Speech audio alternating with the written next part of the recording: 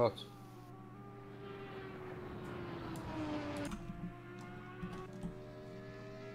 Oh, I am. Now with big option. Yeah. Okay.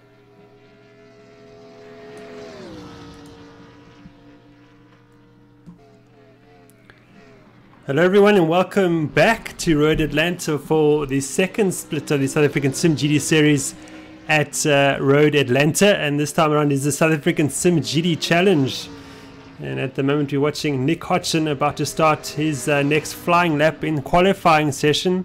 It's been underway for the last 2 minutes or so, and we have just over 12 minutes remaining, and no one's set a flying lap just yet.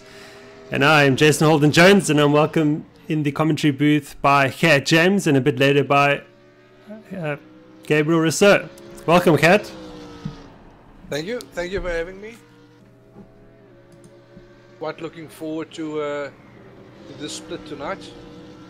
Might not be as full as Monday night's race, but I'm pretty sure right up front there's going to be a huge battle for us to enjoy. Absolutely, and we've got the two BMWs from Dodge and Gert Racing joining the race this evening. Not able to take part in the top split where they normally race in, but certainly here at Road Atlanta for the GT Challenge, the second split, and we're looking forward to seeing how they get on. I expect them to dominate this session this evening. However, we've got Leandre Sparks, who's very quick normally, and a couple of other drivers that could certainly take it to the Dodge and Gert BMWs. I don't see Leandre in here at the moment. Yeah, hopefully he'll be joining before the session is over. Yes, hopefully. Adrian Governor is usually right up there with regards to pace, and he didn't look too bad in free practice prior to qualification. And then there's a couple of new faces in here like Lorenzo, Jamal, Gregoire. Everyone that hasn't really shown their true colors as yet. Would like to see, perform well, up to their potential. So if everything goes according to plan, I do believe we might see at least 2 or 3 very well-run battles up front and maybe even in the midfield. Some good clean racing. Yes, you had quite an exciting race in the challenge split at Monza, which was quite exciting to watch, and we're hoping it's going to continue here at Road Atlanta. Just looking at the times, Chase Gunter with the 21.634, a good second and a bit off the pole time from the GT series split this last Monday evening, where Gabriel Rossouw took a dominant victory here. And Chase Gunter, good, one and a bit seconds off that pace, but it's still quick. And the next quickest man is Adrian Govender for Rad Racing, and he's done a 22.4. But just as I say that, Nick Hodgson, Gunter's teammate, has gone second, 0.6 off the pace. Yeah, I would have been I would be very surprised if they don't end up 1 and 2 on the grid. Mainly because they were our team champions in the previous simGT season. And the mere fact that they're running in this race is not indicative of their talent nor their racing prowess. I think they didn't have too much time to prepare or even make the race on Monday evening, if memory serves me correct. It would have been very surprising to me if they were not running right at the front tonight. Yes, absolutely. Chase Gunter and Nick Hodgson actually been away in the States for a while, so they've had a bit of time out from the championship. They're now returning and fighting for their top 3 results that each driver will be fighting for this evening, which guarantees them a grid start in the top split, the South African simGT series at Road America. So that's what everyone is driving for this evening. And certainly Adrian Govender is making his intentions known. He's very quick in second place, just 0.2 off Chase Gunter. So Govender looking fast here, Gert. He is. And then we have Osman Feline, 4th position, 6/10 of Govender. 4th, Hugo de Wit, 5th position for him in the Audi, and Jamal Gandor in 6th position. Lorenzo Lagos, he actually qualified for the GT series but didn't make that race, so that's why he's racing this evening. Then we have Arthur van der Westhuizen in 8th, and Gregor in 9th position so far. So we're hoping to have a couple more drivers joining the server before the session's over, I hope to see. But as we know here, you just need 2 cars to have a very good race. And we're probably going to have over 10 for this race at least. Yeah, I was involved in a couple of ding-dong battles in the past where you would maybe have 4 cars in like a 12 or 13 lapper, and lead would be changing hands twice a lap sort of thing. So from a spectator's point of view, you don't need 25 cars to have a good race. All you need is 4 drivers, very closely matched. Or Gert, you just need you and me in the M235R at Paul Ricard. You know what happened there. I wasn't even thinking about that. I was thinking about that evening where it was myself, you, Marcus Steyn, and I think Bashir Jadwat and maybe someone else as well. It was in race room. Yes. Around, I think, I'm not entirely sure, maybe Zolder. It could have been. I'm not entirely sure if it was that track, but it was a ding-donger. Yeah. Absolutely. Gregoire making room there for Nick to get through. Probably busted his lap time a bit there because he was up on his delta prior to having to slow down for Gregoire.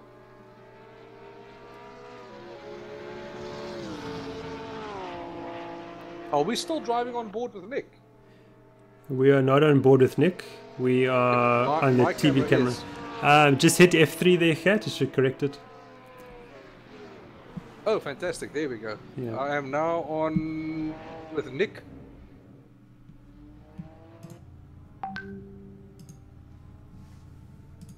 Yes, I'm still on with Nick.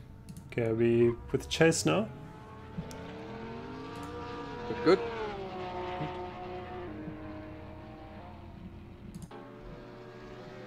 Jamal.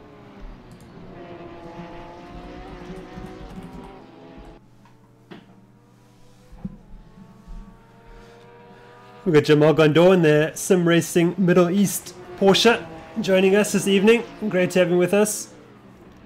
His teammate Hatim not able to race this evening, unfortunately. We've got a 3rd SRME Porsche, or maybe even might be a Nissan, joining us for round 4 at Road America. So we look forward to that. So that team expanding into the Sim Race South Africa events, which is great to see. And Jamal is one of our international runners this evening, and so is Gregor. Gregor is from Mauritius, and Jamal is racing with us from, I think it's Dubai if I'm not mistaken.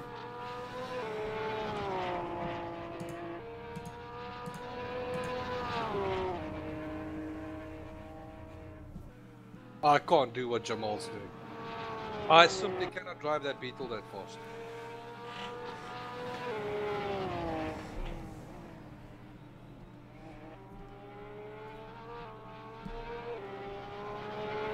Yeah, Jamal's doing very well in that car. It's just, yeah, what, 0.4 of Chase Gunter. And we all know how quick Chase Gunter is. So Jamal making that Porsche. A huge spanner in the works here because I wasn't quite expecting him to be challenging this early on. Absolutely. And we've got over 4 minutes remaining in the session, which is maybe a good 3 laps or so. So still time for that order to change. They're just seconds separating the top 5 at the moment. So it's all nice and close. Jamal's got the potential here to maybe even beat his lap time because it's barely a 20th off his PB.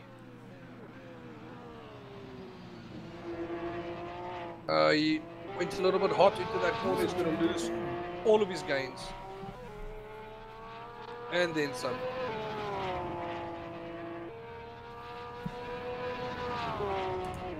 sometimes, unfortunately, taking too much speed into a corner is very counterproductive to actually gaining on your delta.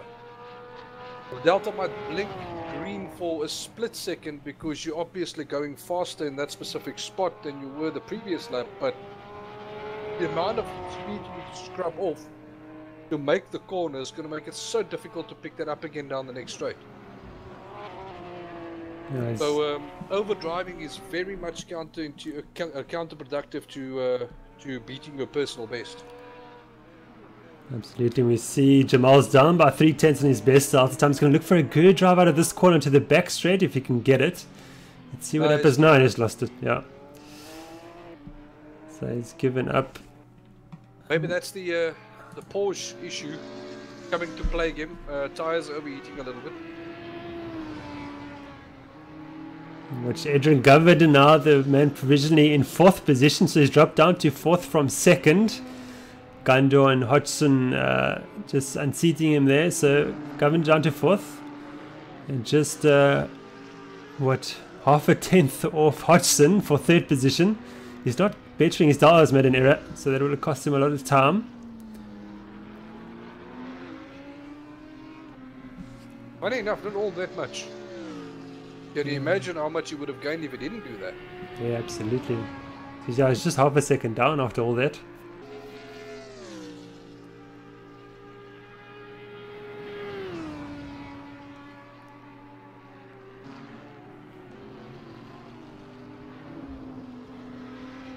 But Adrian will now, we're about to start another lap. Let's see what he can do on this one. We're going to stay with Adrian.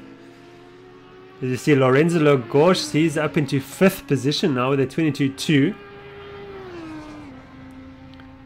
Adrian up on his delta now, down the main straight. Slight dip, and then we run up the hill towards turn 2. Turn 2 is a blind apex. You almost turn with blind faith, and hopefully the car sticks. Losing time through there. Yeah, and he's given abandoned. up. Yeah.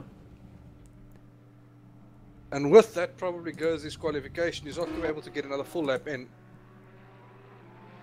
Now we have Nick Hodgson up by 10th on his best delta time. Oh, an error. No, let's put him out of contention. Whoa, whoa, whoa, whoa, whoa. And we Lorenzo in the Nissan GTR. We saw the Nissan run quite well in the series split with Wayne Wortley securing a podium result in the Nissan. That was great to watch. And Lorenzo is not doing too badly here, although he is a good 9/10 of the pace. That Nissan's making me long for my own. Yeah. Whoa, hello. Oh, nice drift. Hey, spoke too soon. Almost. Yeah, it's not easy what the guys are trying to do. It's a very difficult circuit. And Lorenzo has just displayed what can happen. But yeah, Jamal Gondor up into 2nd position now. I think that's where he was. And he's 0.4 off Gunter. And I don't think he's going to challenge any further. No, he won't. So it looks as if Gunter will take pole position. Or what can his teammate Nick Hodgson do about that? Hodgson is down almost 2/10. And he's he's just still losing a bit of time. Let's see what happens now.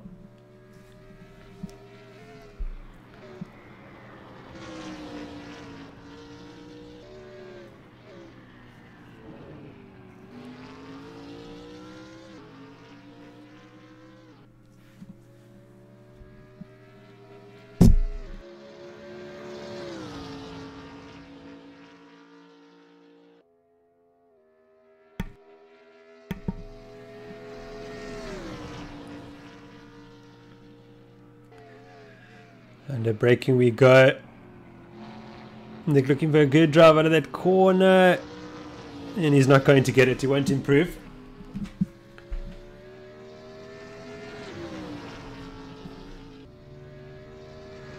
And I think that's your grid. Gunter on pole position, Gandor in 2nd, and Nick Hodgson in 3rd position. So Gandor, that's Gandor, a nice surprise there. That's a surprise. Nice to see him improving and taking it to the Dodge and Gut BMWs in the SRME Porsche.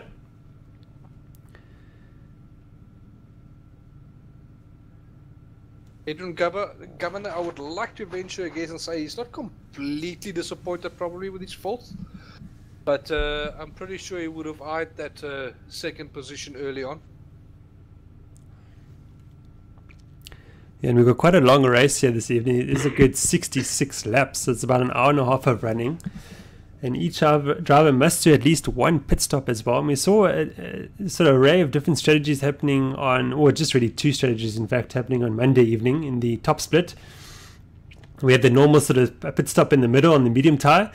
But Leslie Oliphant in the RPM sim racing team, he started on the hard tyre and ran right until about lap 55 before he did his pit stop. And actually gained a number of positions by doing that. So I'm interested to see if the drivers in this race, any of them attempt to do that same strategy. But it's certainly a strategy that can work. I don't see too many people on the hard tyre. In actual fact, I do see one car on softs. Okay. Good evening, gents. Good evening, Gabriel. Hello, Mr. Gabriel. And we have our race winner from Monday evening in the top split joining us. Welcome, Gabriel. Thank you very much. Good to be here. Looking forward to an exciting race, which even if this track doesn't deliver it to us as the spectators, I can assure you it will for the drivers. Absolutely. So just on the tyre situation, currently it seems like we've got everybody on mediums except for Lorenzo and Gregory. They are both on softs. On the soft tyre. Nobody on the hard tyre. Nobody on hards, no. Okay. I suppose they still have time to change in the next 30 seconds, but at this stage that seems to be the status. Okay, great. We're about 20 seconds away from the start of the pace lap, where pole position man Chase Gunter will lead the field around, and then until the speed up point, where the field will speed up to race pace in single file. That's how we start the races here at Sim Race South Africa. And us three commentators to make sure that we leave the grid.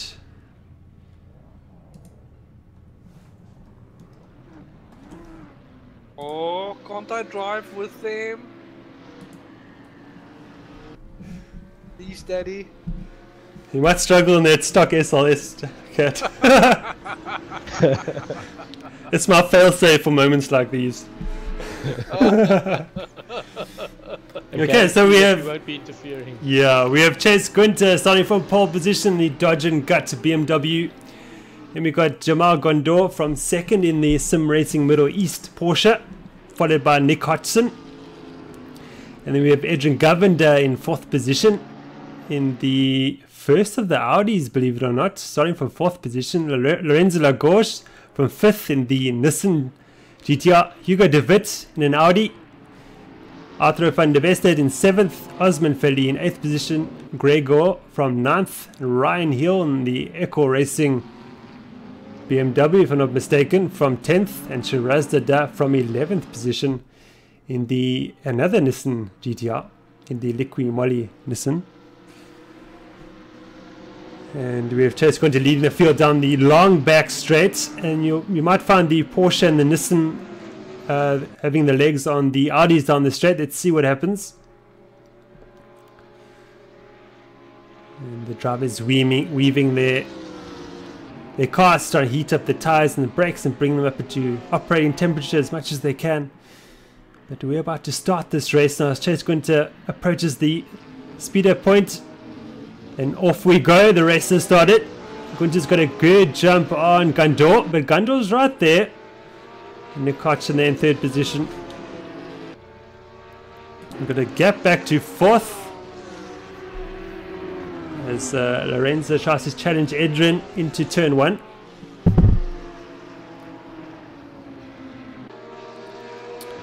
Lorenzo actually going wide and causing a continuity effect. We've got someone off. Holy. That's Arthur that got a tank slapper on, and unfortunately couldn't collect the car. And I think he collected Hugo de Wit in the process. Oh, gets a bit into the wall. Okay, that hasn't gone well. Yeah, the not even halfway through the first lap, and that car looks like it's longing for its mommy. Yeah, not the most comforting sector to start a race with. It's proven to take some victims. Let's see the pace difference between the Porsche and the BMW down the back straight. Jamal's creeping closer to Gunther. And on the brakes we go. Jamal very late on the brakes, actually overshot his marker. And here comes Hodgson. The BMW is going to have the edge there. Hodgson's got him. So Hodgson up into second, making it a dodge and gut 1 and 2 for now.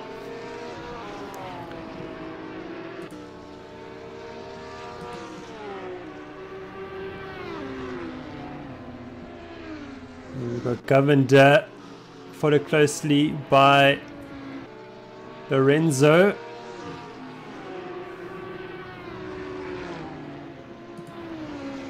And De Wit wasn't too badly impeded by an out of control Van der Westhuizen. He's still in 6th position in the Need-Luck Audi R8. And Osman Feli too in the BMW in 7th position.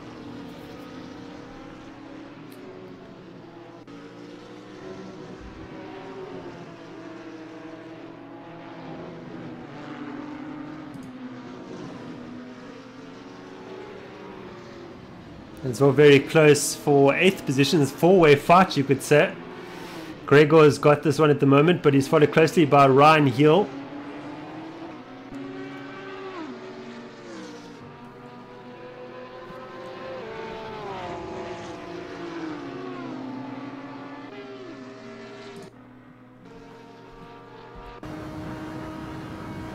Lorenzo's got Edwin there.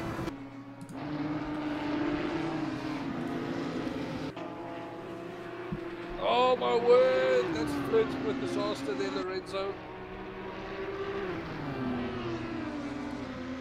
Now see, that's one thing you don't want to do with that Nissan. You don't want to be that close to the outside of the track.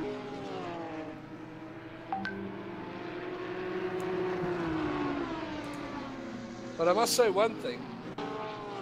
The Nissan on softs is actually remarkably quick.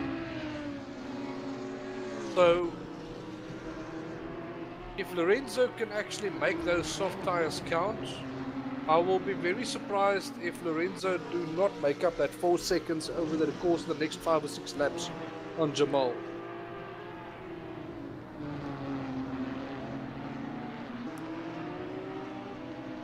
Yeah, I found that the front-engined car seems to be a lot more gentle on their tires, giving you the option to either run softs for a stint or at least open up a window of opportunity for a second stint or a third stint to make up some places.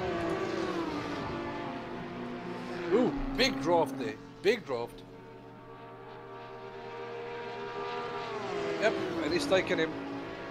Oh, and he's gonna have a lunge on the inside, is he? No, couldn't quite make it stick. No, Ryan Hill having nothing of it.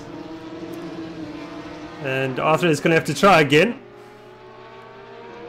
Get back in your lane there, sir. Arthur is overdriving. Another death wiggle. And Gregor now under pressure from Ryan Hill. Hill driving well here at Road Atlanta.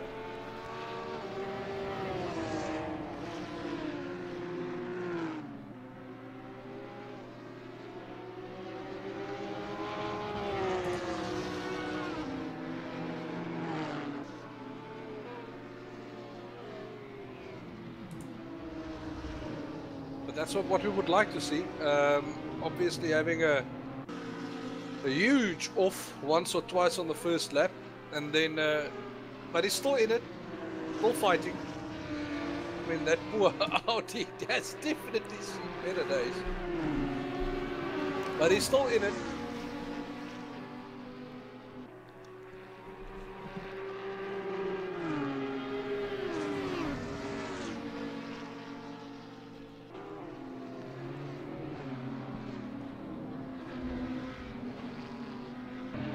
Edwin's got it wrong, and through goes Hugo De Wit. So De Wit up into 5th position as we've got an off-road Osman Feli. Can he put it back in? No, he can't. But he's going to keep it out of the wall, thank goodness.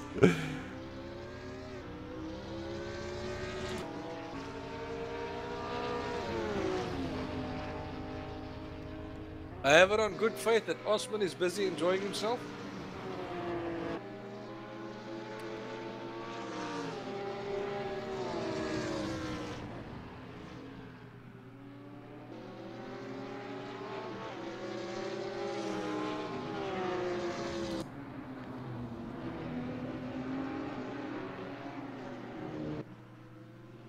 And Lorenzo Lagos now up into 5th position.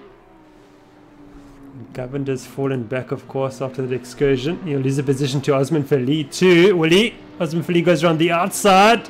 Interesting move. Oh, cuts across. Almost contact. Oh, he's tagged Osman. Around goes Osman. Oh, there's contact. And we have the skyline off as well, so that corner's caught out a number of drivers. So it hasn't worked well. They've got a bent wing on that Nissan as well.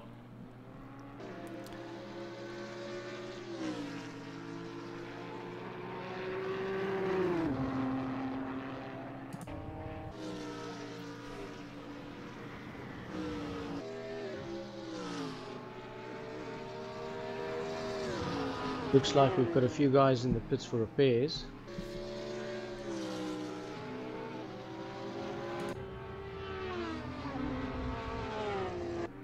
Yeah, we've got Arthro Van der Westhuizen from 10th position and Shiraz Zada in the pits. Looks to be repairs, as you say, Gabriel. Yeah, just removing a little bit of early race character from those cars. And Arthro being very generous there, keeping out of the way of the cars, putting a lap on him. But losing quite a bit of time by doing that. Lorenzo unfortunately falling back after briefly sitting in 4th position. Very much a pity. And now we have Jamal Gandor now starting to challenge Nick Hodgson for that 2nd position. Of course, Gandor made an error a couple of laps back that led through Nick Hodgson. And Gandor wants that 2nd position back if he can have it. Certainly just have the pace on Hodgson for the moment.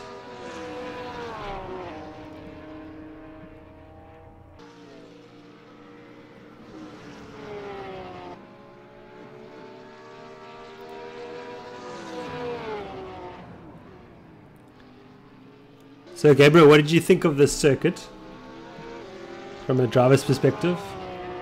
How many words? I can sum it up saying it's complicated. It's complicated. No, it's I think what most people's sentiments the same. It's a love-hate relationship. I think if the curbs weren't as devious as they are, it might be firstly much more forgiving. You know, and yeah, and just a bit more of a love relationship instead of hate. Because if you heat those things, it just unsettles everything. You lose time, you lose momentum, you lose probably your line for the next apex. So it's compounding problems, and it's an absolute disaster to set up your car for this track, because you want to be riding curves where you can, shortening the track, but then it's always a compromise. But is it because the curbs are too high, or is it because you basically lose grip? No, it's definitely, especially the inside curves, they're just too high. So you have to play around with your suspension to be able to handle that, but then you lose a bit of steering precision and directness. No, I know what you mean. I've got somebody off. Jamal. No, it was Nick Hodgson. I think it went off briefly, and Jamal actually followed him, I think. Yeah, definitely. They lost a bit of time to chase, but not to each other. So there's a missed opportunity there for Gandor.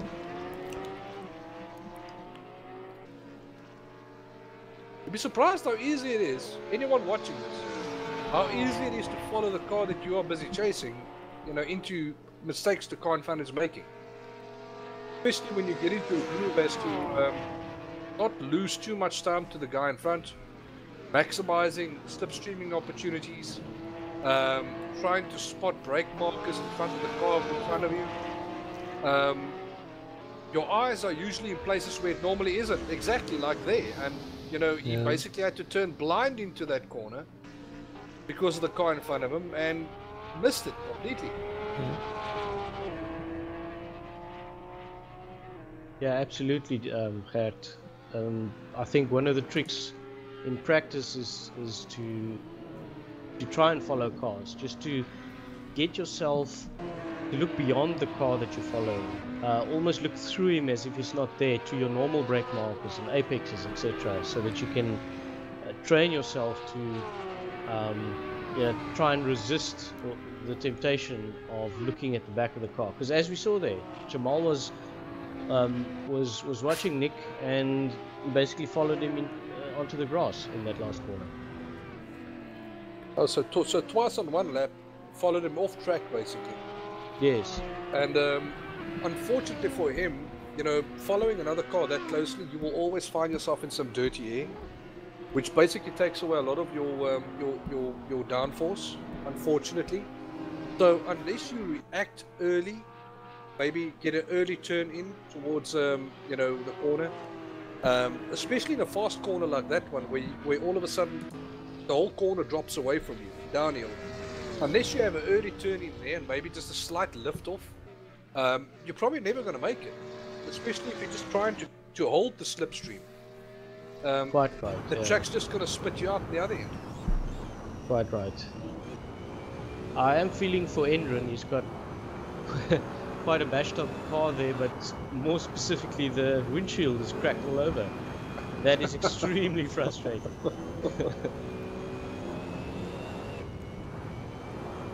Chase just keeping it nice and clean, simple, smooth. Well, with a small field tonight and mistakes being punished very severely, the race is actually still open for anybody to take. We can be pretty much right at the back, and it's not the end of it. It's only lap 11 of 66. So lots of time to just keep your head down and make the best of what's left. I'm going to beg to differ with you. It's not up for everyone, because I wasn't allowed to race. I'm sitting in the pits. I can't win it anymore. But you can get the brownie points that was on offer on Monday. Gert, that's not the attitude of a champion, Gert, as you are. I want to race. No. In all honesty, I'm just looking forward to seeing a couple of nice battles develop at some point. The field is rather nastily spread right now. It almost feels as if there's supposed to be a lap coming on one or two cars pretty soon. In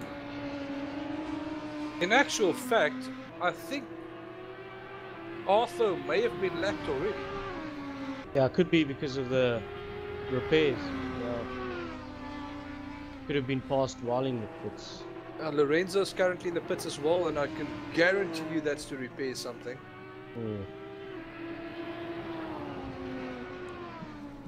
I know that feeling. Light touches on that listen. Gabriel, just while we have you in the commentary booth, maybe you could sort of take the viewers through on perhaps how you approach your preparation for a race, without giving too much away, of course. Just sort of your thought pattern and how you go about it. Yes, absolutely. Well, topmost on that list, by far in my case, is practice. Too much practice, in fact. And if you think you've done enough, you're probably halfway. So if I approach it that way, I'm never underprepared for a race, so I try not to be. Yes, but it all starts with basic setup.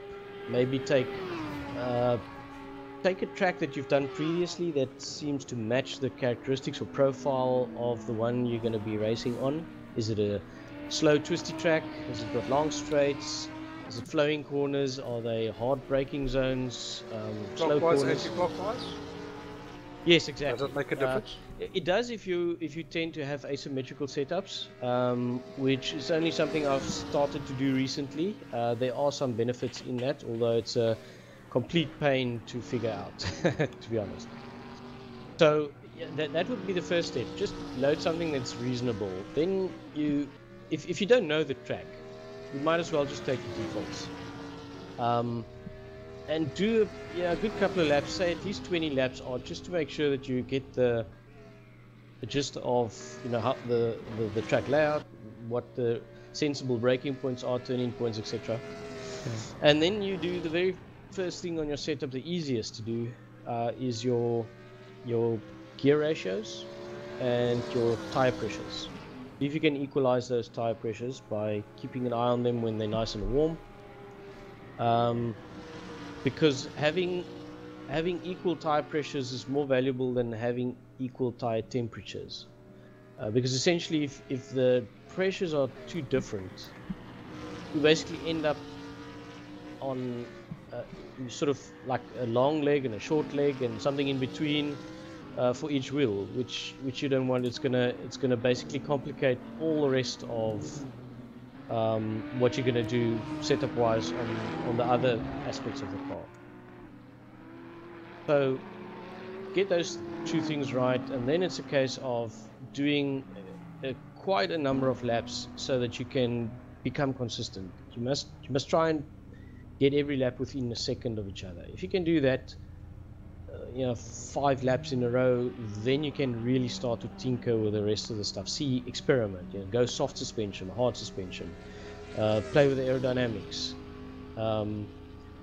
If you must, make big adjustments to the various categories of settings to see what the difference is. Can you understand what's happening if you up your camber to a ridiculous amount or lower it down, etc.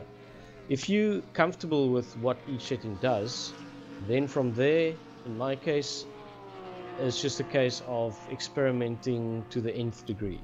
Yeah, what I found to be a problem too is some of the guys would make a setup change, and then they only run it for 2 or 3 laps, and then they think it's not good enough, but they haven't given that setup a chance. And for themselves to get used to that setup change to get the most out of it. It's something that I found, at least run that setup for, say, 10, 12 laps, and not only 3 or 2. And give yourself a chance to get used to that setup change, and then you'll see the benefit of it a bit later, perhaps. Absolutely. The closest you come, the closer you come to whatever what seemed to be close to your limit. The closer you get to that point, the easier it's going to be for you to determine what is a successful change and what's an unsuccessful change, because you're very well attuned to the track. You know what areas are the gotchas, and you can focus purely on that one thing you changed and trying to discern the feeling. Do you actually find that it helps you traction wise? And remember, setups is always a compromise, so you might gain it in one spot and lose in another, and you have to try and figure out which is better overall. Yeah, one thing that I've actually noticed while working on setups in the past was if you can maximize, if you basically go into the setup knowing that what you're supposed to be doing is a slow in, fast out approach on most corners, then you should actually deliberately go in setting up your car for that.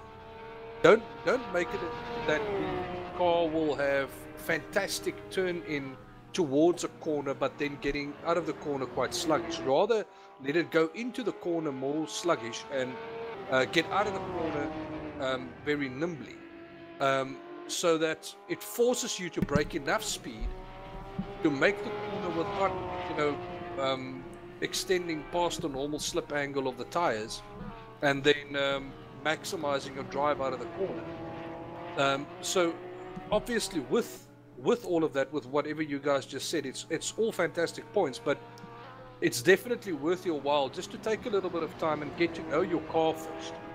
If you're new to a car, it's very easy. Like Jason even just said, to make a change on a car and immediately discard it after 2 or 3 laps, not knowing whether or not the car can actually be, or whether or not there's actually benefit to be had with that with that setup, simply because you didn't give yourself a chance in it. Yeah, and you actually may only see that benefit also later on in your stint, as it were, because you might not be sort of eating the tires so much in the beginning, so the tires would last longer and you can lengthen your stint, which is very important in the race format at the moment as it is. And sometimes, especially when you're quite new to the whole competitive sim racing thing, it's also not as easy to remind yourself that sometimes a change in the setup demands a change in your driving style, or it demands a change in how you're treated going into and out of corners. And if you're not willing to make that sacrifice, if you're not willing to change how you do certain things, you're always going to feel as if a certain setup change is not working for you, whereas you just didn't give it a chance. Yeah, that's very true. Absolutely. I mean, the next piece of advice I would give guys is to experiment, not just with setups. When it comes to actually performing a lap, is try the extremes. Try ridiculous things, like a very aggressive, hard braking, very late turning, versus a very slow, gentle braking much earlier, not to transfer too much weight too quickly to the front wheel. Certain corners like it, certain corners don't. So don't be afraid to experiment. Don't be afraid to experiment with aggressiveness of turning versus smooth turning. In fact, I often, when I'm doing a new track, I will try and take every single corner slightly differently in any of the different axes. So whether it be steering, pedal input, brake, and accelerator, all 3 of those being analog, you've got an almost infinite number of combinations of how you can approach any one corner. And when you do a lap, doesn't matter if you're on it, if you've made a mistake, there's always something to learn in the next corner. So keep on it, keep experimenting, make mental notes as you go along, what works, what doesn't, and yeah, you'll only really find something surprising because you weren't expecting it. And I often find a 10th where I didn't think I would find it, simply because I do something ridiculous. Something that I found about a season or 2 ago in simGT was that a lot of the guys running in the mid-pack, they were actually quite equal in lap times when it came to the first and second sector with the guys running at the front. Where they ended up losing a lot of their time, even sometimes up to a second, was in the third sector. And that's usually quite indicative of a whole mindset where if you mess up a lap in practice, you stop the car, you quit, you go back to the pits and you start again. Which means you actually end up practicing your first 2 sectors a huge amount of times, and your third sector maybe half the amount of times. So I have seen many guys with much slower third sector times not knowing how to make up that additional half a second on the guys running at the front. Absolutely. Yeah, only ever quit if your car's damaged, or if you really, or you're running out of fuel, you won't be able to finish the lap, or your tires are damaged. I mean, slight offs going onto the grass, that's not enough reason to quit and go back to the pits. Finish your stint. Run those tires ragged. See how far you can go without being able to make a corner on tires that's running in the red, basically. That's the kind of things you need to test. Otherwise, you're always going to fall back on the safe option. Let's take the medium tires. Let's pit halfway through the race. Let's only fill the car to this specific point. Let's drive the car hard in the first 2 sectors, and let's just keep it safe in the third. There's a lot of safe options to take, but usually what separates the really good sim racers from the guys running in the midfield is the willingness to push the car just that little bit further safely. Absolutely. You're touching on a good point there, Gert, regarding going on to the limit, over the limit. In practice, I mean, this is sim racing. We've got the luxury of getting a brand new car at the press of a button. So exploit that. You know, if you're gonna be on the edge and you're cutting over the grass or whatever because you made a small mistake, keep at it. Just test and see how would you, in a race situation, get this car back on track. If you go off and you're on the grass and you spin, is there a escape road somewhere to get back on? What would be the easiest, fastest, safest route back onto the track? Because in the race anything can happen, and it often does. So do that. And when you try and chase time and you want to see where you can gain something, if you haven't gone over the limit of every single corner in your practice, you could be missing out on something. Yes, so and it's not just something you do once. You go over the limit multiple times until you think you just made it stick. Absolutely. And then duplicate that.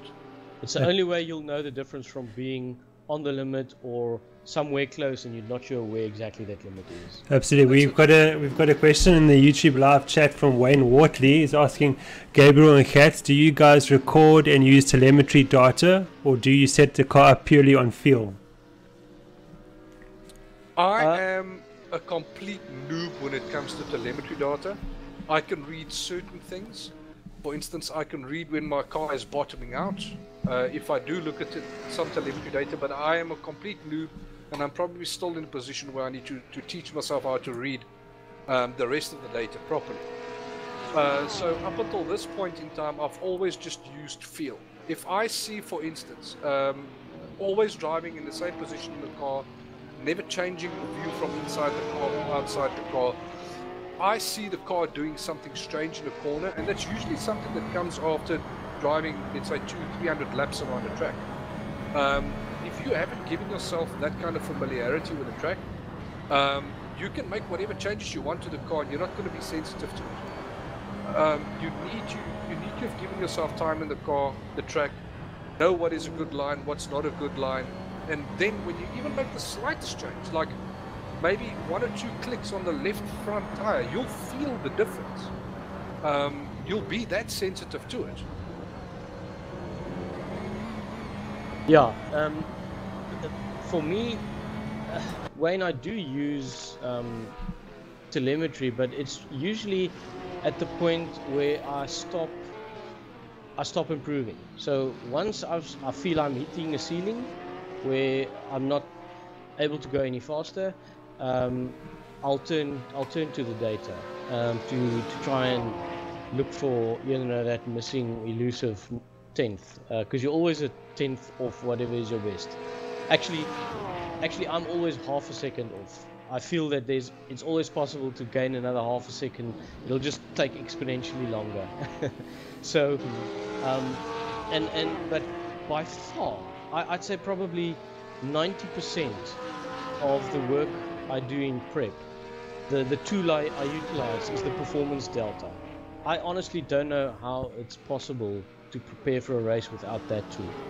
Simply because it's the one in Assetto Corsa is high resolution, so you've got down to 1 millisecond. It's got a high refresh rate, so it changes very quickly as things happen. And you know, I'm not happy with, you know, I'll still let the thousands slide, but I try and aim as small as possible, you know, to miss as small as possible, in that the 100th digit for the performance delta, that's where I aim. So I aim to, if it's going for consistency, I try and get that one right every time. So at least be within the same 10th, in other words. But for race prep, that thing teaches you everything. So earlier when I spoke about experimenting, taking every corner slightly differently in terms of input, pedals and steering, keep on experimenting with those, do something slightly different each time, and that performance delta will tell you, are you doing something right or wrong. It's as simple as that, because the lap times never lie. It's almost like an immediate feedback tool that it tells you if you've done something immediately, if it's wrong or right, and your brain picks it up. Exactly, everything considered. And I actually have that performance delta almost in the way. It's in my field. It's almost like I have to duck down to see the road, kind of thing. So that even if I'm not looking straight at it, the color, the green and the red, teaches me a lot, especially if I'm on the limit. Then I make mental notes. And the moment I see something go green and I just see the numbers tumble, I can't read them because I'm focusing on the next apex. If I see those numbers tumble, I know I'm doing something right, and I just make a mental note. Remember to try and do that again. And I think we're going to have a move from Jamal now down the straight. Let's see what happens now. I think Hodgson's made a slight error there. Here comes Jamal. He's got a run on Nick. Drive than what Nick got. Yeah, let's see what happens now. Here comes the Porsche. No, this is Jamal. Oh my word, look at this. That's brave. It's brave. Who's bravest? Oh my goodness. Can he make it stick? Oh. That is brilliant racing. He's got the drive. It's Nick, I think.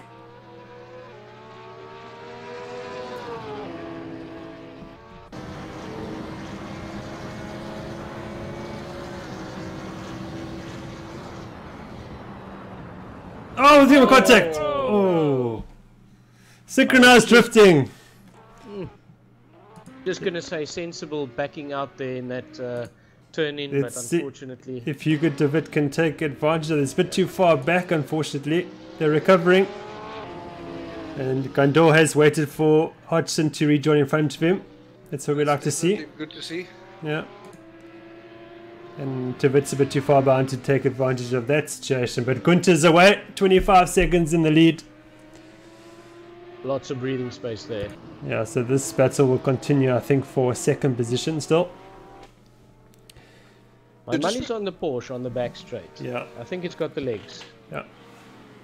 To just return to your point that you made earlier, Gabriel, there is definitely different ways to take a corner, and that delta, the performance delta, is crucial to determining when and how to change the way in which you take a specific corner. A good example would be last race of the season, in the season where I won simGT. We were at Mugello, and in preparation for that race, I kept on feeling as if I'm missing time somewhere in the first corner. But at no point did I tell myself to physically take the corner differently, so I kept on fiddling with the car to make the car behave differently in the corner. At one point, I actually did something wrong, or I felt as if I was doing something wrong in that corner. I was turning in too early, and it's almost as if I broke too early, like maybe 10-15 meters too early. So I coasted a little bit longer into the corner, but what I found was I didn't extend past the slip angle of the front tires going into that corner.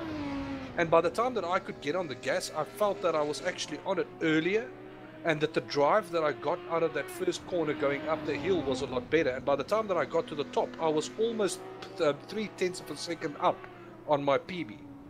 And that then changed the entire face of a lap for me, because that 0.3 seconds that I gained there was something that I could then replicate consistently thereafter.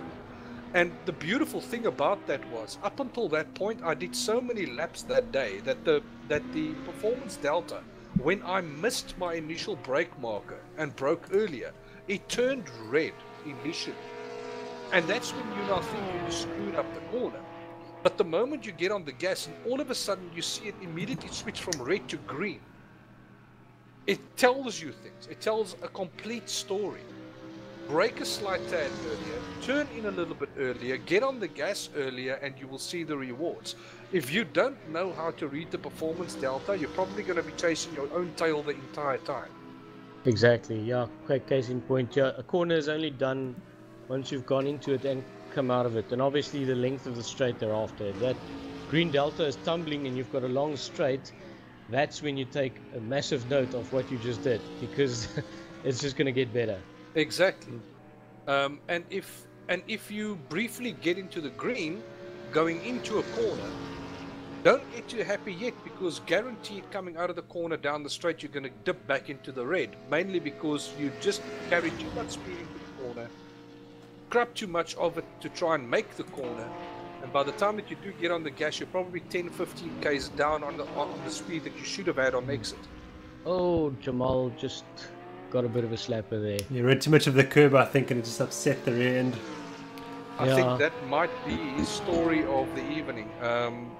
Chasing Nick, catching him, tiny little mistake here or there the entire time, and just getting bogged down behind Nick. Also, as his car's getting lighter, obviously the handling characteristic changes slightly.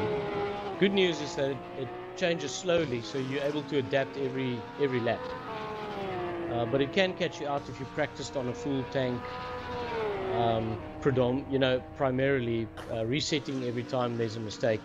You never get the chance of feeling the car when it's getting a bit lighter and the tires are getting a bit older. That's it. That's one of the things we didn't even touch on earlier. You're never going to know what the car's handling characteristics is like with almost no fuel in the car and on worn tires, because coming out of the pits, you don't have the option to put old worn tires on to go and test it. You need to drive the car to get there, and if you're consistently going to escape back to the pits, you're never going to know what your car feels like right before you need to go in for a pit stop. Absolutely. I just want to, Jason, the new overlays are really spectacular, and I noticed something which I'm not sure if the viewers noticed, but they might find it useful. But you notice the different colors next to each name? That is the different cars. So the blue ones are the BMWs, the yellow are the Porsches, red Audis, and the pink ones, which unfortunately we don't have any GTRs left in this race. So you went and made the GTRs pink? I didn't touch this. This is not my doing. That is sacrilege. Whoever did that needs to report back to me ASAP. That is just wrong. That's the first time I've noticed that. You cannot make Godzilla pink. What's wrong with pink, Gert? It's a travesty. I agree. It's supposed to be navy blue at least. Which should be in the AGBS colors to be historically correct. I didn't notice. It's got the AGBS colors on either side of the pink hat. Okay.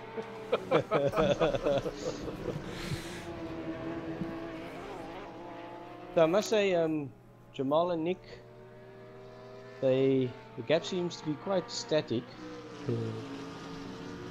And I think in fact Jamal's actually got pace on Nick, but he doesn't have the consistency.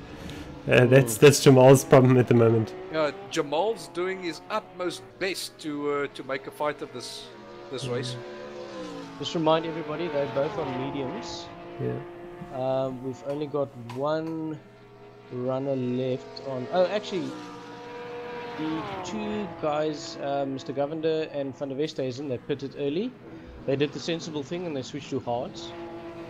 So they shouldn't have to do another tire change. And if they reacted quickly enough, hopefully they've got enough fuel to the end of the race.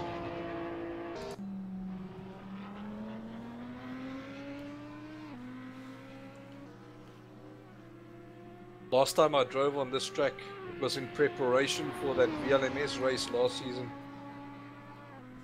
We don't have to talk about that race. No. But I'm trying to force you guys to start talking about it. We're still having a happy time, Gert. Yeah. You don't want to ruin that, do you?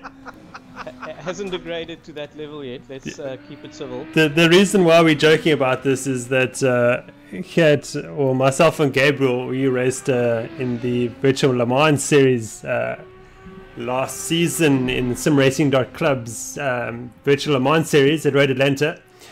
And we did a lot of practice for that race. I did over 1,000 laps. Gabriel probably did somewhere in the region of that.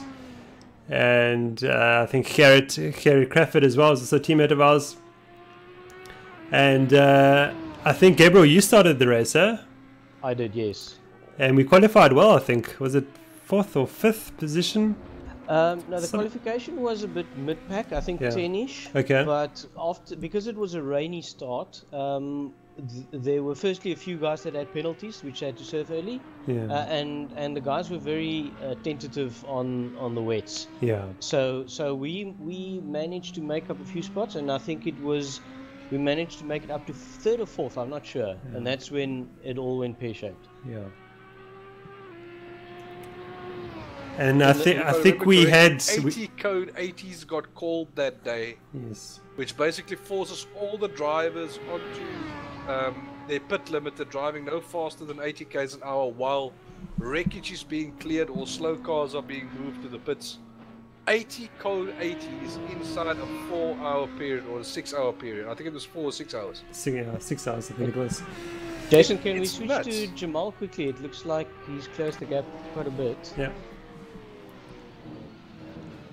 Sorry, Gert. No, luckily I wasn't part of that race. I think Boyd and Amrish was in the GT car that day, and also didn't exactly at the best of races. Seeing as this track plus wet weather, Here we go. Here we go. Here we go. Here we go. Is he close enough? I don't think so.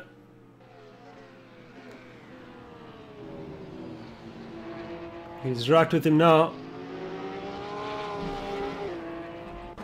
Oh! Oh! Did he dive into the pits? Yes. He did. And Jamal take evasive action there. He did very well not to collect him. That was actually quite funny, trying to slipstream. Oops, you're going to the pits, sorry. Where's your indicator? Typical BMW drivers.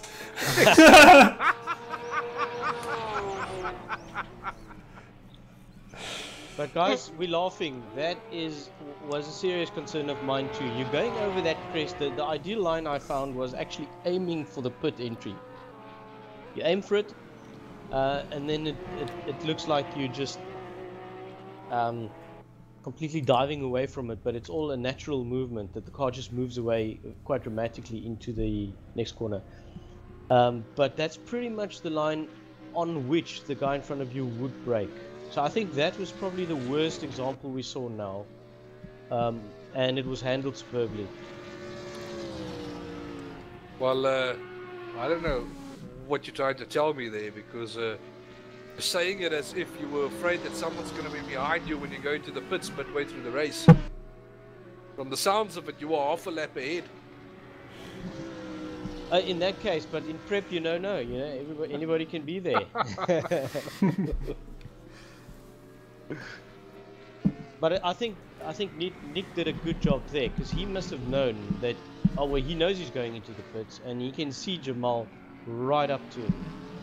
So that must have been a bit tempting to stay off the brake there and brake a bit later, and then still make that pit entry.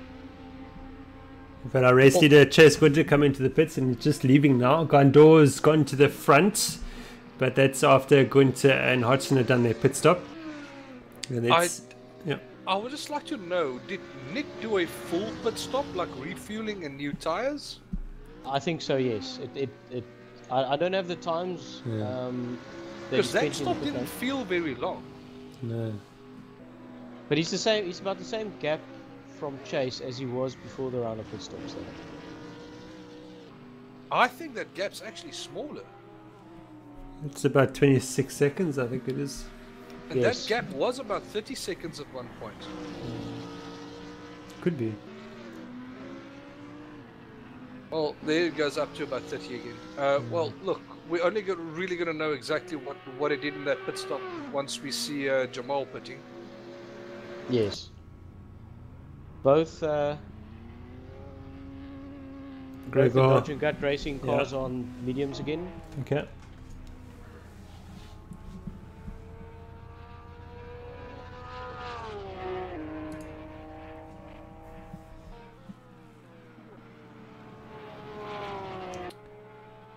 Let's see what the SRME Porsche can do in clean air. He's trying to do the overcut on Nick Hodgson and try and get that second position if he can.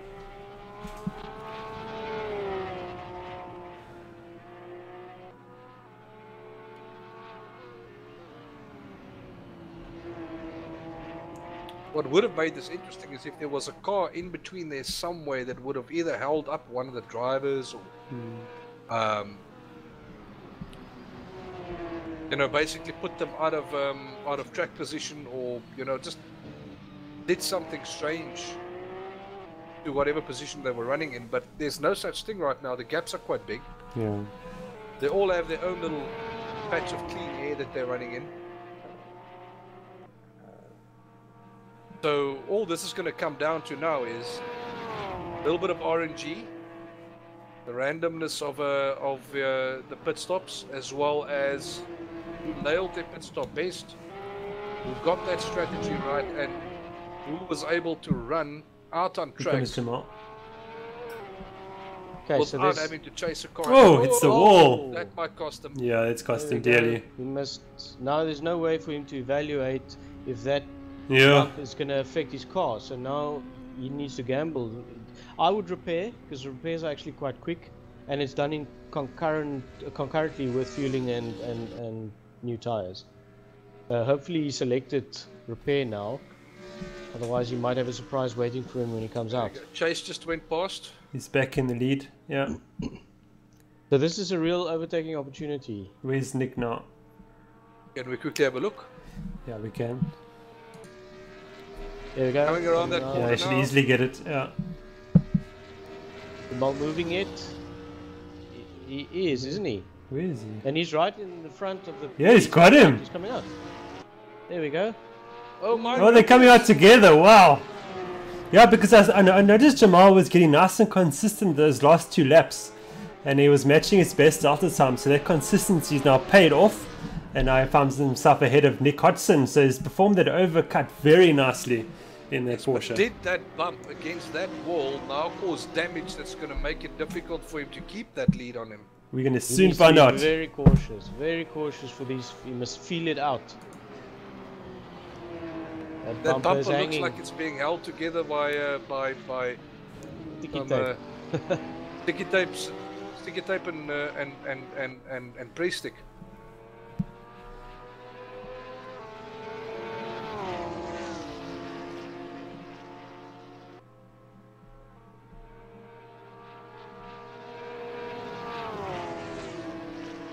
Because that kind of bump is the kind of thing that can actually make your car understeer in these tight corners quite badly. We've got a reversal of roles now. Let's see if Jamal can handle the pressure. Because following someone is a completely different ball game mentally than being followed. Yeah, that Porsche is actually not doing too badly. I think it's going to be okay. It's actually extended the gap back to Nick Hodgson. The gap up to 1.3 seconds now. So Jamal just needs to keep it on the black stuff now, and he should be okay. Let's see if Nick can come back at him. Has Jamal stayed on the medium tire? Or is he... what tire is he running? Okay. They're both on mediums. Okay, great. Yeah. Remember earlier, Jamal tagged Nick. Yes. Oh, hang on, what's happening here? Did he get a run on him now? He did definitely close it. I think Yeah, he Jamal got that corner wrong. Okay, we're on for a dice. Look, it usually takes a little bit of time for a driver following another car to get used to following the car, because you would not have been driving in someone's dirty air. You would have been looking at your mirror the entire time. So now the dynamics change. You're no longer looking in your mirror. You now need to start spotting your brake marker. So it's not uncommon following a car around, that you haven't been doing for about 37 laps. And you have to do it now all over again. It's not uncommon for you to lose a little bit of time initially until you start hitting your straps. He just missed 2 apexes there, did Nick. That's something that can happen because of missed brake markers, Yes, dirty air. absolutely. So let's just give himself a chance, figure out how the car behaves, and basically pick 2 or 3 places on the track where you can launch an attack. Oh, That's the kind Jamal of got error that that you want to wrong. capitalize on. Here we go. Is this possible? Oh, he gave him. It was very generous with room there, but he got his position back. These guys, they are on adrenaline right now. I can vouch for that. They both had a fresh shot just now.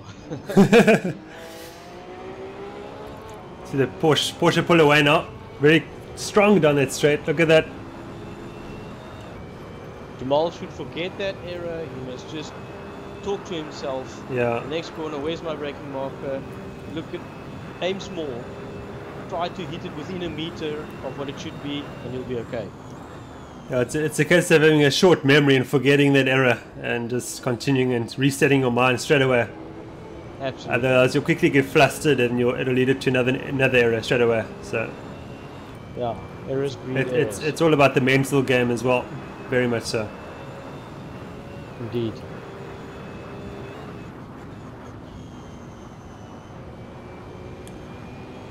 So a reminder, the top 3, they automatically qualify for the series split Yep. at Road America, round 4. Yeah. And Hugo de Wit is about 12 seconds away. On pace, he's also on mediums. Not quite sure if he's gonna hold them in. Maybe if this battle slows these two down, which they tend to do anyway. Not just that, any contact right now, we'll see Hugo jump the gun here. Right back in it, yes, yeah. Everybody from 5th is a lap down, so we've pretty much got a 4-horse race in realistic terms. Yeah. We've got a question in the YouTube live chat. Gabriel and Gert, do you guys adjust the traction, I take it to be traction control, and ABS settings during the race as tires degrade and fuel weight decreases? Oh, he's It getting all depends personal on the now. compound that I'm running on. I mean, if I'm running on soft tires, there's barely a need sometimes to do that. The only times I will maybe consider that is if I need to push the tires a little bit further than usual, like I did at Barbies.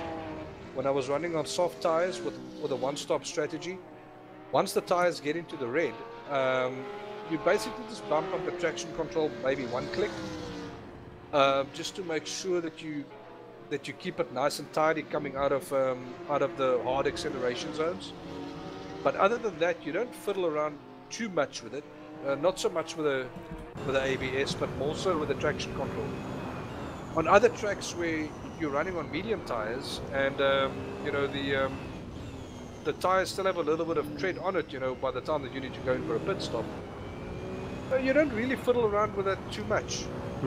Maybe a little bit with a brake bias, depending on what the car feels like with a lighter fuel load, but other than that, you know, again, you know, it's usually a matter of setting it and leave it be for the entire race. Yeah, Kat, I find the same on my side. I very rarely change ABS and traction control, but brake bias, yes, definitely.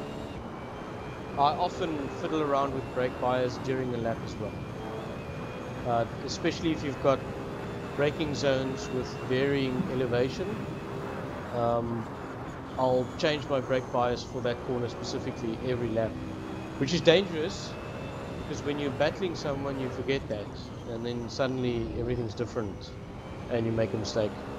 So, I would only really recommend that if you're gonna be very disciplined with reminding yourself to change it.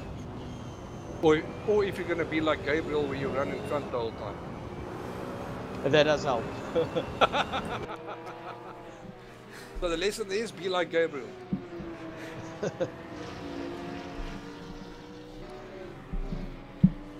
Now, I've had good fortune in this series. My main rivals have had various issues, and that's absolutely just gone in my favor, so no complaints. But I know it's nothing's a done deal. In the moment, I think I won't relax. Let's just put it that way. Yeah. No, it's not like you to relax. We've known you for long enough. I mean, you can have 1,000-point lead in a championship with 1 race to go, and there's no way you're going to relax. You're going to still approach that as if it's a do or die race. So we'll believe you when you say that. Gabriel, as you won the championship last season, the Drivers' Championship, now that you're defending your title, do you feel any difference in your approach? I mean, do you feel a bit more under pressure to defend the title, or is it the same as the last season? No, it's definitely different defending. Okay. I think because I've never I've never won the simGT championship before, and I trust me, I've tried. Yeah. But the likes of Gert and Boyd and Bashir kept me at bay. It happened for me in the previous season, but you're in a different mindset. When you're chasing, you want to reach that goal, you work hard for it. Once you reach it, it's like a dog catching a car. Now what? So you have to sort of motivate yourself, with the next goalpost. But definitely pressure-wise, it's on, because it's almost expected then for you to perform well, and it's not always the ideal spot to be in. It's almost like it's yours to lose kind of thing, and that adds its own pressure, as with any sport actually. I suppose since you won the championship last season, there's sort of a mark on your back and everybody's sort of aiming at you. So you may find that you feel everybody's looking at you like, what are you doing? How fast are you going? Compared to the others, yeah. Don't get me wrong, it's added pressure, but that's what makes it worthwhile doing. Yeah. Because I know the guys are chasing me, I'm chasing as hard. Yeah. I'm chasing the imaginary Zahir Essa in front of me, because he's always in front of me. Yeah. Is that perhaps you throwing down the gauntlet, Gabriel? Let's just say I wouldn't mind being the guy chasing. Mr. Essa, if you are tuned in, you are more than welcome. We might have a worthy challenger. How's that? How about a 20-lap exhibition race in a GT3 car? Yeah. maybe a tip top and an open wheeler. Best of both worlds for both drivers. Yeah. The open wheeler sounds like a good plan. Absolutely. No, that would have been great fun. I would pay money to watch that. Knowing how much you've improved over the last couple of years and where it started. I mean, I saw that self-belief grow in someone like you, around about the time when we were driving in that F3 competition. I saw that growing self-belief, and I knew then that Gabriel is more than just a very, very consistent driver. This guy can actually be a championship killer. And glimpses of that came out in that simGT season where I won. But it was basically, it was touch and go there for a little while. The season thereafter, you actually just showed that you are never, satisfied with just small little leaps in performance. You always want to get better. You always want to be the best sim racer that you can be, and it's that kind of mindset that has seen you win that last one, and that will undoubtedly see you do extremely well, if not win this season as well. Thanks for that, Gert. It's always nice to have a challenge, and in sim racing you'll never have a shortage of that. So this is a lap, yes. Yeah. So it's Jamal lapping Gregory. That's right, yes. A little bit of a gap built up now between Jamal and Nick. Yes. Nick not finding it as easy chasing as it was leading in front of Jamal. I think Jamal's sort of getting in sync with that car now. He seems to be a lot more smoother with it and making less errors. So I got a theory, guys. He hit Nick earlier on, with his front left, and then when he hit that wall with the right hand side, is now all in balance again.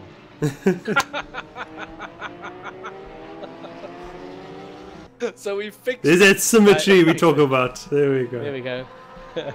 Let's get the hammer out. First damaged front left, and then damaged front right. So now it's all symmetrical again. Yeah, it's a very delicate panel beating job. He's got the touch. If we ask him after the race, will he tell us that that bump against the pit wall was deliberate? It Like was the a only place where I can do it safely is just give it a tap here and get the bumper right. it was a setup change. Yes, it's the setup change that you're allowed to make. It's very quick as well.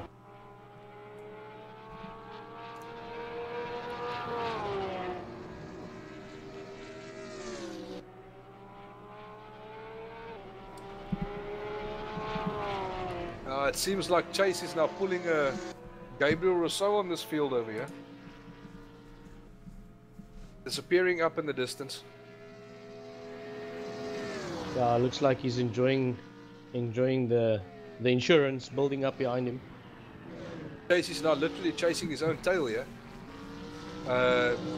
Literally chasing four little Yeah, we got it, Gert. We got it.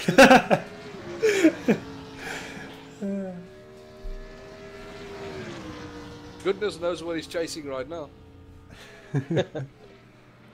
Oh my goodness! Is this the? This is the ghost thing all over again. Yeah, I was just gonna say. It seems like it's starting now. Is this sort of what almost 2/3 through the race it starts?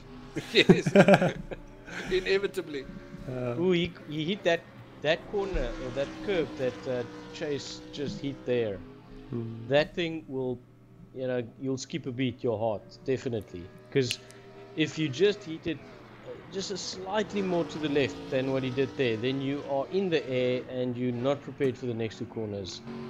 In practice, I went off more than enough times hitting that curb wrong. In fact, if I'm asleep through the whole lap, that's the one place you wake up just to make sure you're still there tomorrow. We've got Nick is catching up to Jamal now, suddenly again. Must have made a mistake though. He must have, yeah. He had quite a few seconds gap there.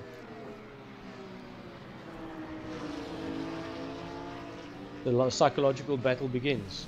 Unfortunately, they had Gregor retire from the race too, so that just leaves us with 7 runners this evening. So hopefully those 7 will finish the race.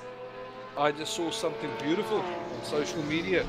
Bashir Jadwa just posted a photo of him watching the live stream live and, on a big screen TV. On his TV, he's doing it the right way. Yes. Yeah.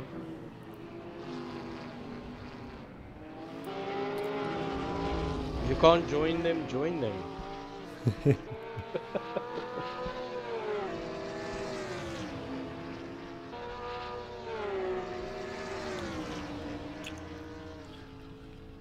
Yeah, it sounds like Bashir is going to be back in full force for the next race, or at least. Oh, we've got it off. Oh, there we Jamal's go. off he goes. The pressure has gotten to him. Yeah. And that's that inconsistency coming back to plague him now. Just stay calm, get it pointed. Okay, go. The same thing can happen to Nick. Yeah. Mind yourself. Never give up. Never give up. If you've got I think he'd probably have some really heated up rears right now. Yeah. He needs to be careful because Hugh de Wit's in 4th and he's just 2.7 seconds behind him. And Jamal's on the bubble of losing his series split qualifying result as well, because here comes Hugo in 4th position. And yeah, as I said, de Wit, he will want that 3rd position, so he's right there with Jamal. Let's see what happens now.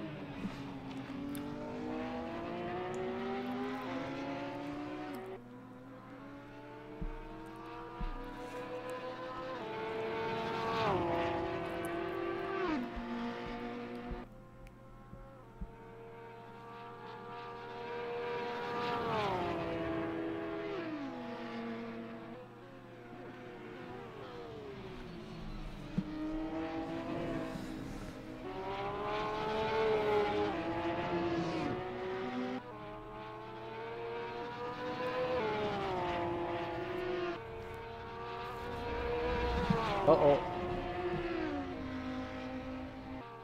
As you can see, the Delta highlighting that mistake, going onto the grass with the left wheels.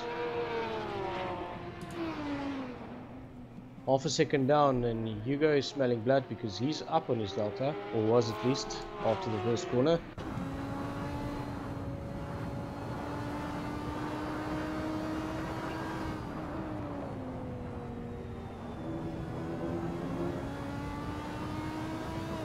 Or Yiku, I should say.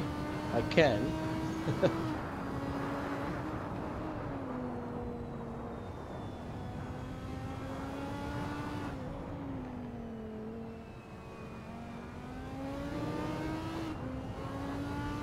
You can see David's delta time going down all the time. A better drive out of that last corner, but he lost time entering it, looks like, but gaining down the back straight slightly anyway.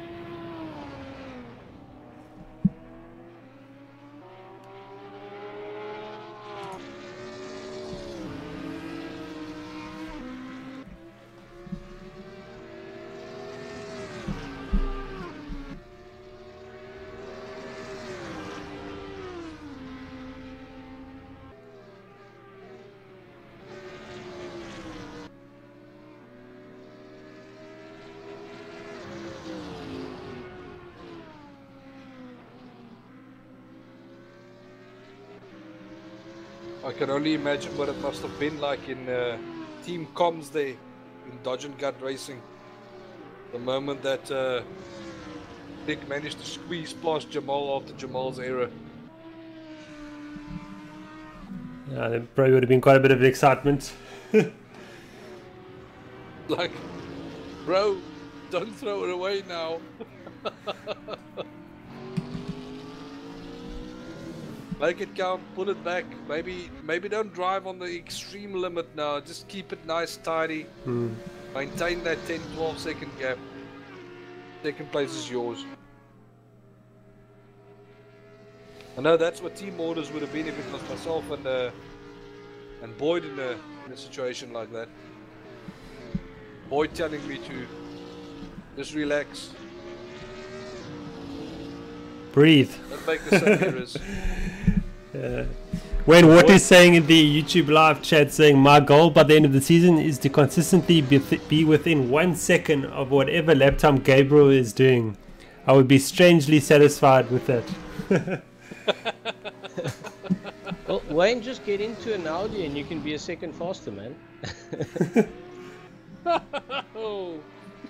No, that was just in jest. I remember I was a Nissan guy. I've got a soft spot for it. No, of course, and you know it also helps that the Audi, you know, that balance of performance, you know, it's a beautiful thing. Absolutely. Oh, good save there.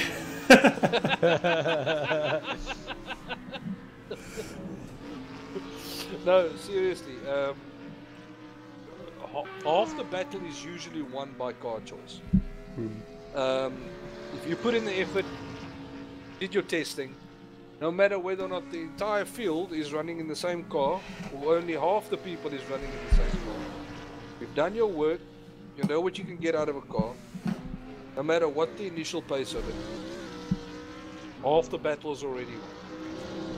But you should also choose one to fit your style. I tried the Z4 and it's just not working for me. I know many guys prefer the feel and handling of it.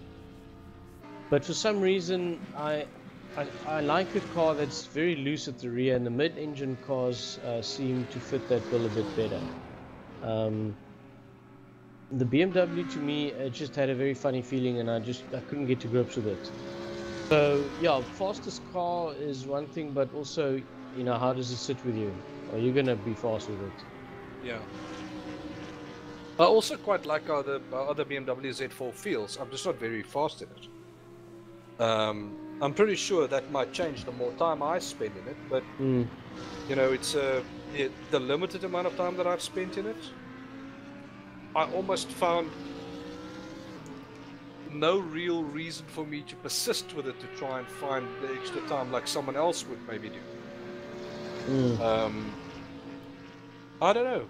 Right now, I don't even know what kind of car I would have picked if I was in simGT, because me and the Audi, we don't gel. So. Oh, there you go. Yeah. Because it's quite interesting in qualifying for the series split on Monday evening, Gabriel, where Chris Langerfeld, I think it was only about 2 tenths behind you in qualifying, if not mistaken. It was quite close to you. I think it was less than 2. Yeah, it could have been about a tenth. Yeah. So it's quite interesting to see that BMW sort of come on strong here at Road Atlanta. And yeah, he absolutely nailed that final chicane. I think you couldn't have done it better. And no, I sat up straight when I saw that. I'm like, okay, he's coming for me.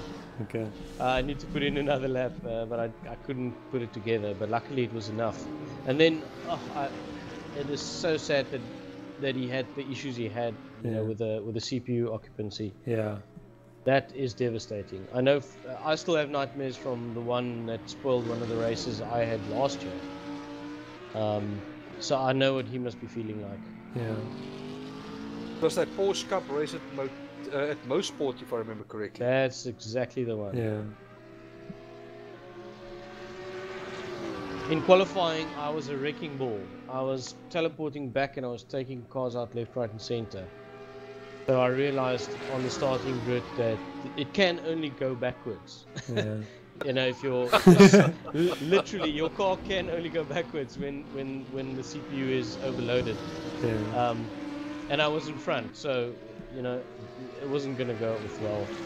Yeah, it's the kind of thing that makes people go and buy GTX 1080s and who would do 7 that? Series i5 processors at least. Who would do such a thing, eh? I don't know. Some races will do that. Let's just say that race cost me more than the race.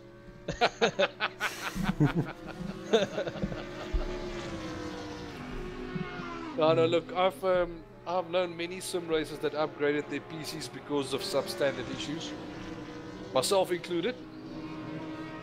I went from a GTX 550 Ti to a 980 Ti inside the space of 2 years. Yeah.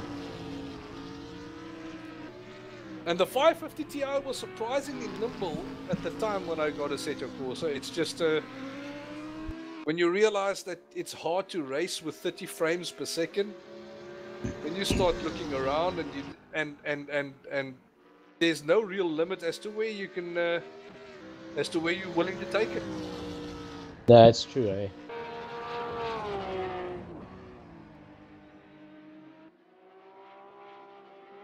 Well, Gunther is taking no prisoners. Half a lap ahead. Yeah.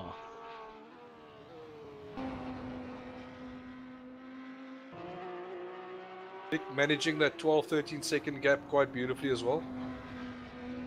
Jamal stretching his little lead on Hugo de Wit every single lap by about a second a lap.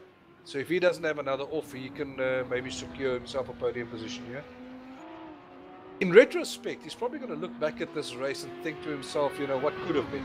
You know, there's so many instances where he either lost it, unforced errors, tiny little things, you know, because, face it, got his pit stop strategy correct.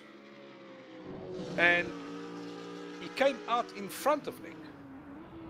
And if it was just that he got right, plus a little bit of consistency, he could have had second place.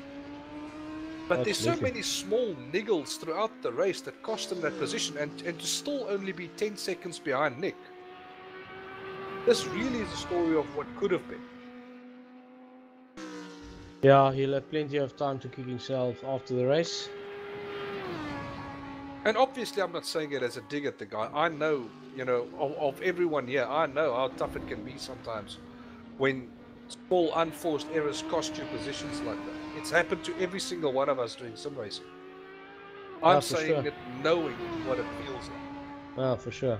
In fact, he went off in the first corner, which in a very similar way to which I almost went off on Monday. I had the same sort of the rear end coming out a bit. I managed to keep it just on the curb. And yeah, it just broke my confidence for that corner, to be honest. One would never have said that. No, it took me a while to regain it, because I was it's almost like I went blank a little bit, because I couldn't remember my exact brake marker. I couldn't remember how much I braked there, because there I'm actually both on the brake and the throttle at the same time, going into the first turn, and the relationship of how much of each pedal, I just completely went blank. So for another quarter of the race after that incident, I had to very slowly, rediscover, where how to take that corner, essentially, which was really frustrating, because that was just a mind game that I was playing with myself, not out of choice, but because of the scare I got.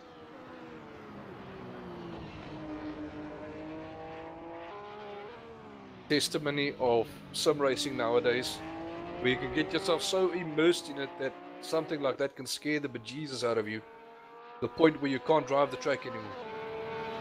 Yeah, or not, you can't remember what to do. You forget your inputs. Yeah.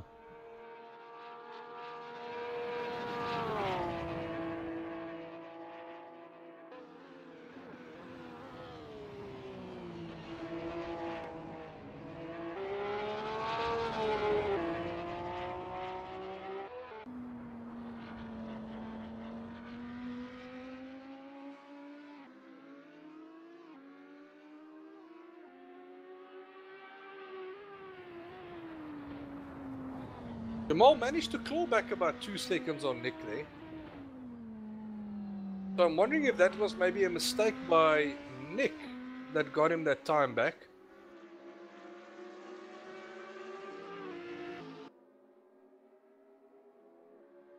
There was a 12-second gap. It's now only about 10. Yeah, I think you're right, yeah. About 10 laps to go. 9 odd. Well, now it's... can we have a look at Ryan Hill's car, please? I just want to see what the state of his car is. Oh, it's on screen anyway. Doesn't look too bad. Does seem like there's a bit of damage in the front.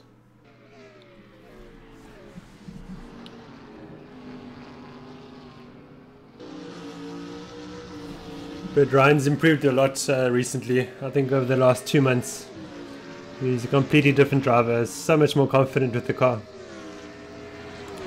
And actually, once I was watching him drive, and I saw that he was putting far too much lock on the steering wheel, and sort of almost over driving the car, and trying to force the car to go around the corner, and literally just turning the steering wheel too much for what the tires could handle, which was causing the car to understeer. And when somebody asks me for driving advice, I'm like, you have to almost match your turn in with the steering wheel with what the tires can do at the same time. It's vital to getting that corner right.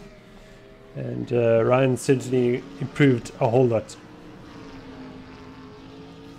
Yeah, and this deep into the race, I was just watching his delta there through that first sector. He was up most of the time.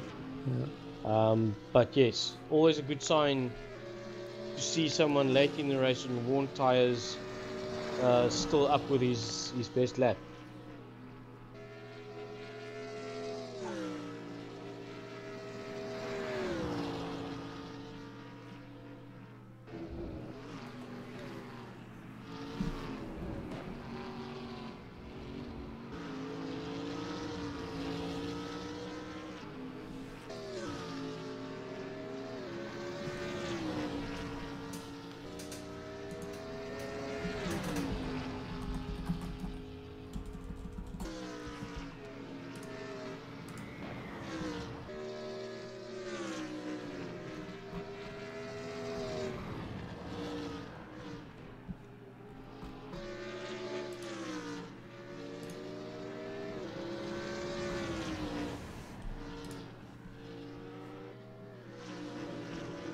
Looks like he's got good confidence through the sector, Yeah, which is he's half the battle won. If you can get confidence in sector 1, yeah, you've got the lap sorted. yeah, he's got a whole lot better. And if you're watching this live stream and you'd like to get involved in the racing at SimRace South Africa, I've got the ideal opportunity to get started. On the 8th of November, we are starting the Open Sim MX5 series. It's basically an open series of 4 races running the Mazda MX5 Cup car, which is the ideal car to get started in sim racing, especially at SimRace South Africa. And round 1 of that series is at Vallelunga Classic on Wednesday the 8th of November. And you're very welcome to visit our website at simracesa.co.za, register on the forum. Yeah, make it known that you would like to get involved in those 4 races. They're mostly every Wednesday. I think just the last 2 are separated by 2 weeks.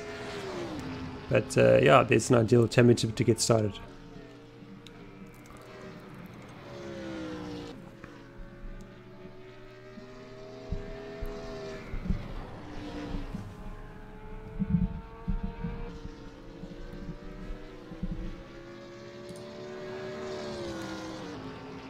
Look at that, 2 tenths up and climbing. I can assure you that does wonders for your confidence. Lost it a bit there in that corner.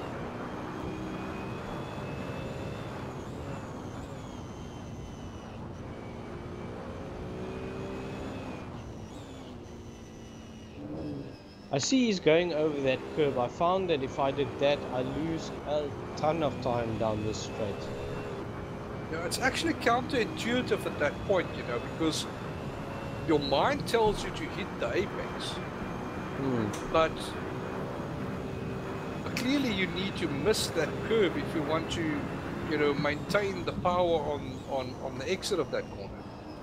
Absolutely, yes. And the car takes so long to settle down. You know, all the dampers need to work and, you know, get the sprung part of the vehicle all settled and nicely balanced for you to get best traction. And going over, for example, let's take this next corner, this blind right-hander. Here it is beneficial to go over the curve. Let's see what he does. Okay, he also does it. There it's beneficial because if you go around that, I find you're just traveling way too far. But you see the next corner is because you lift. Oh, unsettled. It's because we're watching. And No, not at all. That's actually the perfect example of him meeting that curb and unsettling the car on the way down. True, absolutely, yes. It may have been the commentator's curse, but sorry Ryan, but thank you for showing us. Yeah, we were telling the truth. We just saw a demonstration. We didn't suck it out of our thumbs.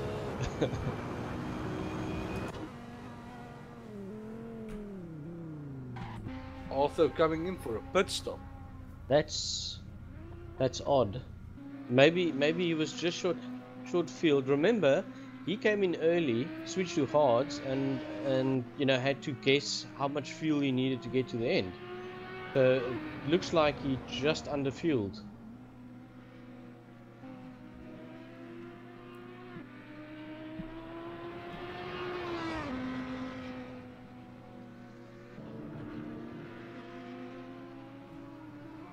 It's going to be interesting to see if he can make up that 5 seconds to Edrin now.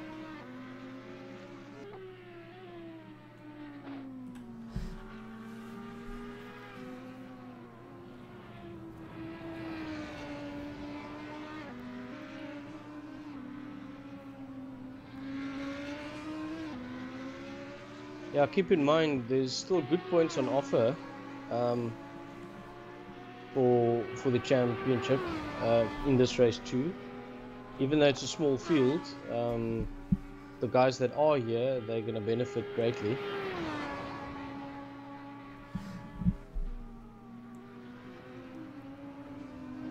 Because anything is better than a 0.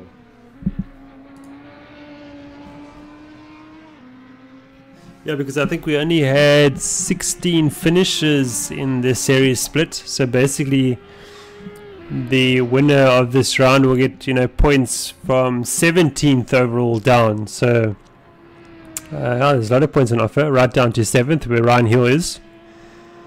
Absolutely. Certainly bump them up, yeah. Even if you are walking across the line, it's worth it.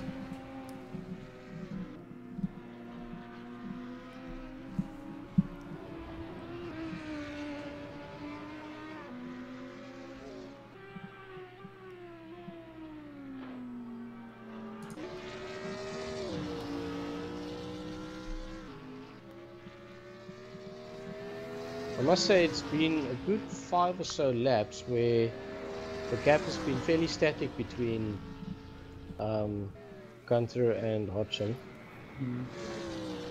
Maybe Chase is just not taking any risks. Well, let's see on his delta.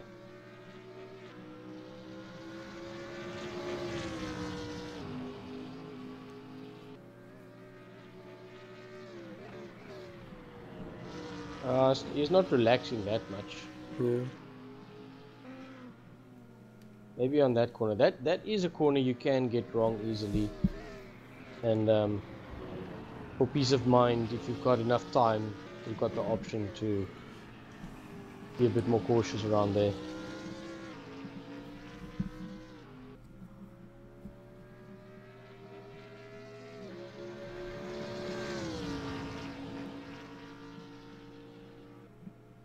Arthur is definitely making up that time to Adrian there. He's only 2 seconds behind.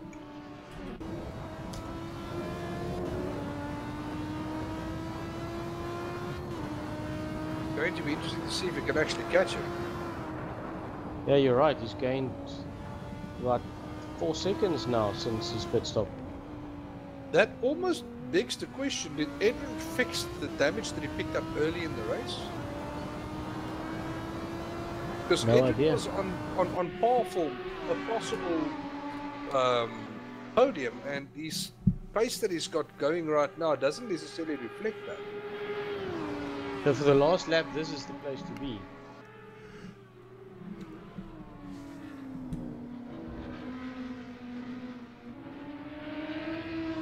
I think there's going to be one more after this at least. Arthur's gonna be gripping that steering wheel, white-knuckled, red-eyed, determination overflowing.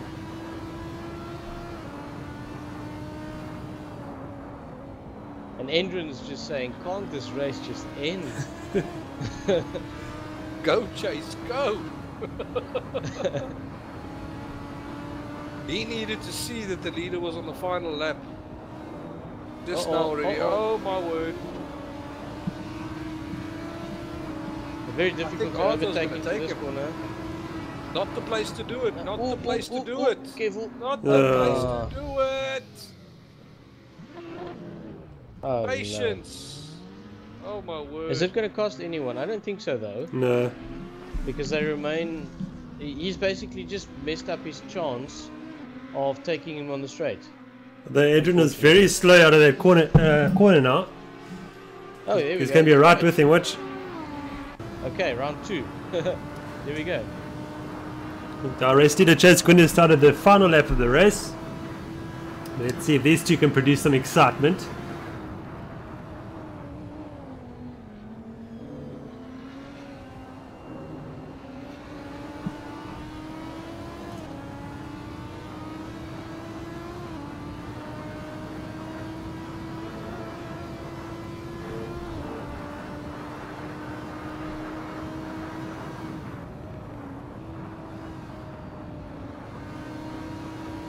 Nice and smooth. Just Patience, hang with him. patience. Just hang with him through this. Now you're gonna have to wait. You're gonna have to Oh, wait. dude. It might just not be over yet because you must just time his speed. But Chase Gunther is going to take victory here at Road Atlanta in the challenge split. Congratulations to him. Dodge and Well Gut done, victory. well Hodgson will get second position. Gundor will get third. Hugo de Wit will get fourth position. And then we have this battle with Adrian Govender and Van der Westhuizen to continue. Of course, that's another aspect of driving, guys, is when to pass and when to be patient and when to go for the move. Yes. Just because you're up on the bum of another car doesn't mean you can just dive in there into a corner. You know, it's you need to consider the telemetry of the corner, where cars are going to be logically moving, weight transfer, that sort of thing. You need to know whether or not you're going to be able to make that pass stick successfully. Not necessarily, you know, doing it in a way where you don't endanger yourself or the car. Just do it successfully.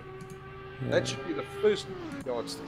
So Govender will win their battle to take 5th position. Arthur is 6th, and Ryan Hill will cross the line to get 7th position.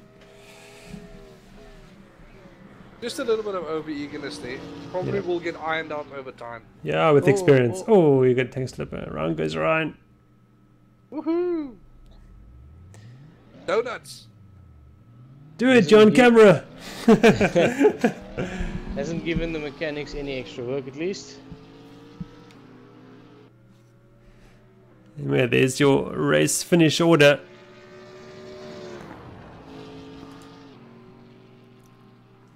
Yeah, I think if Arthur was approaching Endron toward, you know, somewhere with, you know, 20 laps to go, he'd probably have been a bit more patient. I think it might just be the sort of hurry up he's getting from the fact that the race is about to end.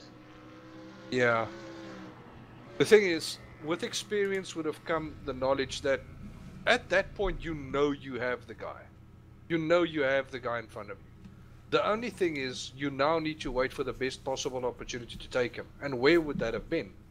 With about 2 corners to go, you're right up on the bump of the car. The only thing you needed to do there was brake just a little bit earlier, go just a little bit deeper into the hairpin, and around the last right hand, and make sure that you get a very early apex and you jump on that gas very early and get a great run out of that corner, and then make use of the slipstream to go past your opponent.